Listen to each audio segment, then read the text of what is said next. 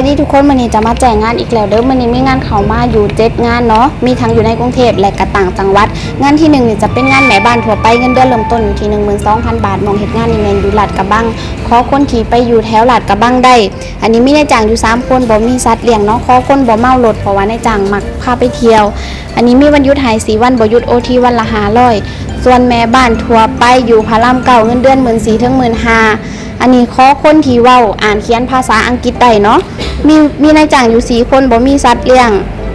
มีที่พักให้กินอยู่ฟรีกับนายจ้างมีวันหยุดให้4วันบ่หยุดก็จะได้ OT วันละ500ส่วนงานที่3จะเป็นดูแลผู้สูงอายุอันนี้เงินเดือน 14,000 ถึง 15,000มองเฮ็ดงานนี่แม่นอยู่ประจวบคีรีขันธ์เนาะขอคนที่ไปอยู่ต่างจังหวัดกับนายจ้างได้มีนายจ้างอยู่2คนเนาะผู้สูงอายุคุณตากับคุณยายอายุ90ปีแล้วก็80ปียังซอยเหลือเจ้าของได้ทุกอย่างแค่เฮาไปอยู่เป็นหมู่เนาะอันนี้ก็กินอยู่กับนายจ้างขอคนที่เฮ็ดกับข้าวหรือว่าเฮ็ดแนวกินง่ายๆได้ส่วนงานแม่บ้านพี่เลี้ยงน้องอันนี้เงินเดือนเริ่มต้นอยู่ที่ 13,000 บาทถึง 15,000 บาทมองเฮ็ดงานนี่แม่นอยู่นวมินทร์111มีนายจ้าง4คนเฮ็ดหน้าที่เบิ่งน้อง2คนอายุ13ปีและอายุ1ปีต้องเตรียมของให้น้องเวลาที่ไปโรงเรียนเนาะส่วนงานแม่บ้านพี่เลี้ยงน้องอยู่ที่บางนาอันนี้มีนายจ้าง4คนมีหมา2แมว1เฮ็ดหน้าที่เบิ่งน้อง1คนอายุ2ปีกับ5เดือนดูแลทุกอย่างในส่วนของน้อง